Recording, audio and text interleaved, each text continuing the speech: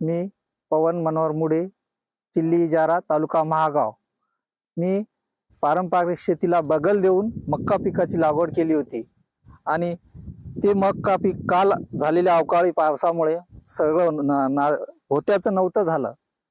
मला जवळपास 60 ते 70 क्विंटलची अपेक्षा होती एका एकरमध्ये। एवढा पालन पोषण करून त्याला जगवलं होतं, पण असं अवकाळीमुळे सगळं नुकसान झालं। मला प्रशासनाला एवढीच विनंती आहे की त्यांना तात्काळ पंचनामा करून त्वरित मदत करावी, आर्थिक मदत करावी आणि होत्याचं नव्हतं झालेलं आहे। मक्का, गहू, हरभरा पण झालेला आहे नुकसान।